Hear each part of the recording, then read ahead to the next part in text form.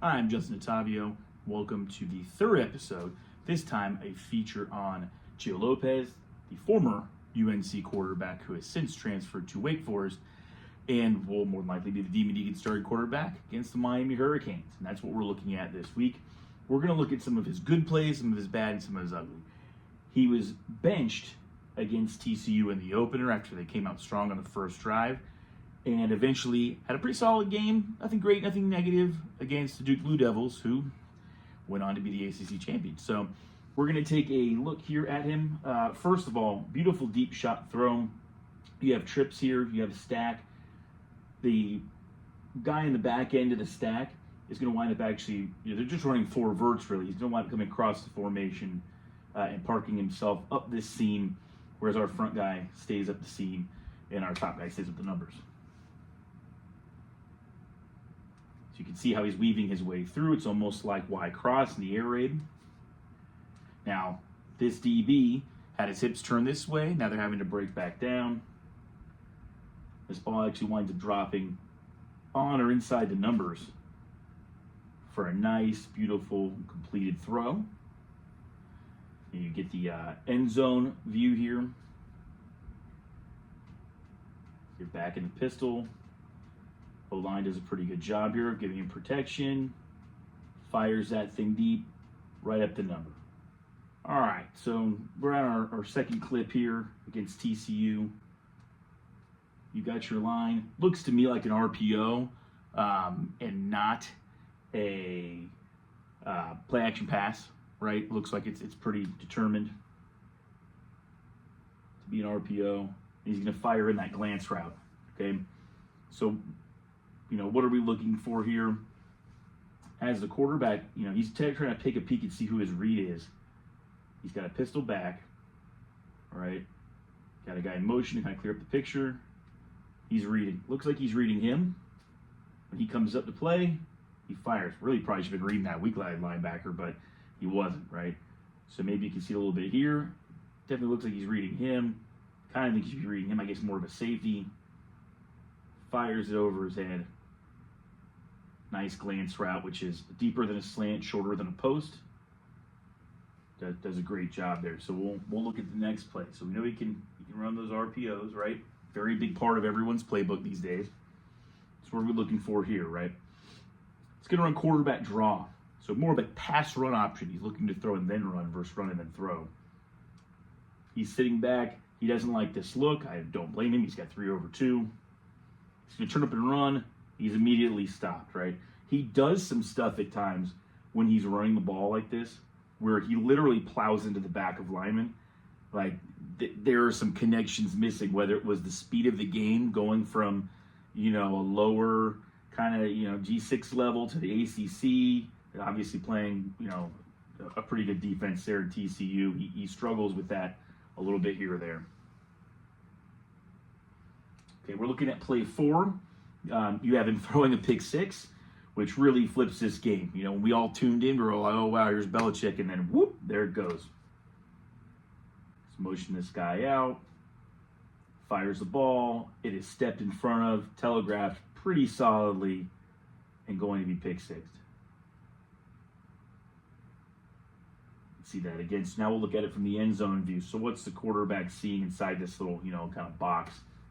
There's motion, widening that guy out of the box. He rotates over. He's going to fire it back this way, though, and it's picked and returned for a touchdown. So Miami's going to have opportunities against a guy like this who's high risk, high reward to, make big plays. And you're looking at guys like Damari Brown that, need to stay healthy, but when the guy is on tape, on the field, he's a heck of a ball player. I have a lot of confidence in him if he stays healthy. Okay, we're looking here again, at another turnover, right? Here's Lopez dropping back. A lot of pass rush pressure there from the outside. He needs to step up in the pocket. He does a little bit. When he sees this pass rush right here, it's kind of walling him in, right, for a spy. He needs to just get rid of the football. Tries to make something happen. The first guy that he missed comes in, strips the ball, scoop and score. Not good, right? So when you try to do too much with too little, you wind up kind of in these, situations here that he gets into. So we'll see it again from this view. All right, the tackle's going to keep his outside leg in this guy's groin. The guy makes that big step. You kind of just push him and ride him and hope that your guy can wall off, but he couldn't. He needs to step up. He does. As soon as he sees this guy who's kind of spying him, that ball needs to just be thrown away. Instead, he tries to make something out of it, gets stripped, scoop and score. Ball game takes on another level, right? But against Duke, he doesn't look so bad. So let's click ahead, right? So now you've got UNC and Duke, and a mini version of a rivalry game. Clearly not their basketball rivalry.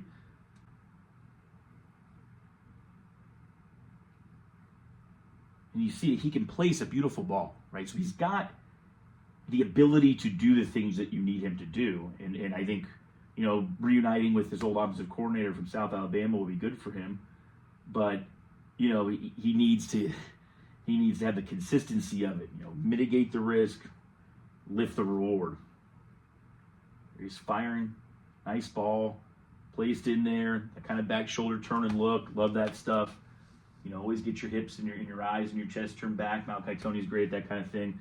You have that simulated, you kind of load pressure, trips to the top, single receiver down here, right? Gets him a little jumpy, kind of commit. You've got this nice spacing here. Holy crap. Guy gets his chest and eyes back to the football, which as a receiver you have to do, right? So we're going to take a look at it again, here from the end zone view, and I really want you to see when he goes to catch, how come certain guys that try to make, basket catches, see when he loses it through his hands, he can cradle it into his body, but after it's touched his hands, he's pulled it in. He's eyes, chest, belt buckle back to the football, which is going to make it easier for him to hold on to that ball. Anytime that you're coming over the top and you're looking around, it's going to be difficult because it can bounce off your face mask. Your face mask is in the way, your helmet's in the way, your shoulder pads are in the way. This area of the shoulder pad, even the chest plate, are all in the way as you're kind of doing this, right? You're going to lose the ball out of your sight. It's going to maybe come over this shoulder. That's a tough catch. If I flip and turn like he did, I'm able to get my hands around much easier. I want the hands like this. This old way is dead. We do it with the U, right? You kind of take it in there as the brakes. So, great catch, great play, and great throw. We're looking at, clip 3. Something that I love, the slide route, right? Send this guy in motion. Now, we have the ability here to kind of read. So this guy, if he's being read, it looks like, he's not, he's getting blocked. He's getting read. He's coming across. So as soon as I know I'm pulling, I'm reading off of this guy. If he plays that receiver, you run. If he doesn't, you throw. And he doesn't, so he's going to throw the football, turn it upfield. It's just such an effective 5 or 6 yard play that could turn into a 12. It's very rarely anything less than those 5 or 6 yards. Can't do it all the time, obviously. There's 2 guys free, which I don't like. He really needs to get out there and log that guy. Lopez throws down. He drops down his arm angle and throws. And picks up a nice play. Love the slide route down there. Love that as an RPO tag post snap. Like it in play action, right? So we're here. We got a touchdown run. Right? Kind of quarterback sweep type look from the old days. The Tecmo Super Bowl, right? Your Philadelphia Eagles playbook, quarterback sweep. Running back's typically going to lead for this thing. I get them to overcompensate with a 2 tight end shift. Everyone's eyes kind of poke down there.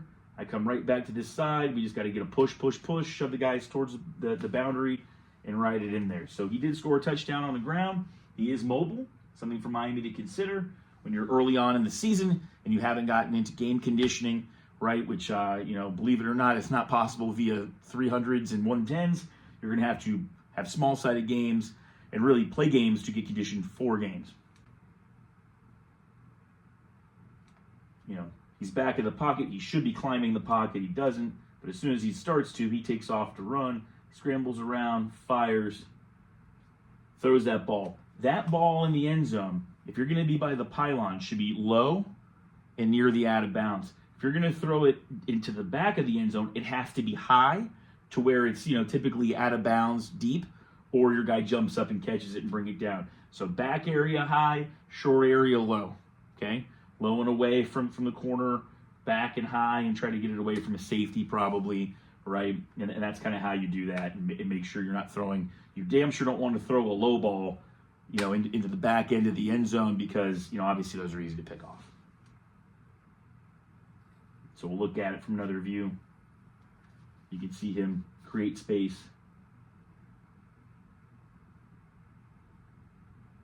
Drops, steps up a little bit. Unlike the TCU game, he starts to scramble. He actually puts 2 hands on the football. See that? 2 hands on the ball. Now he decides to pick up, fire, belt buckle, throws it high deep. And so Lopez is by far not a perfect quarterback in any way, but I think being reunited, it's Rob Ezell, I believe, is the offensive coordinator there at Wake that was with him at South Alabama, reuniting him with someone he's familiar with, who really got a lot out of him in a new situation.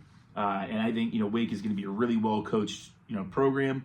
They've just got to avoid some of the poaching from, anytime that they develop somebody. But other than that, I think this will be a toughish game for Miami, but not anything that they shouldn't be able to handle and pull away and win 35-10 or something along those lines, right? He'll make a mistake. Miami's got to capitalize on those. No more dropped interceptions. And so I hope you guys enjoyed the Storm Cellar. Come back for another episode.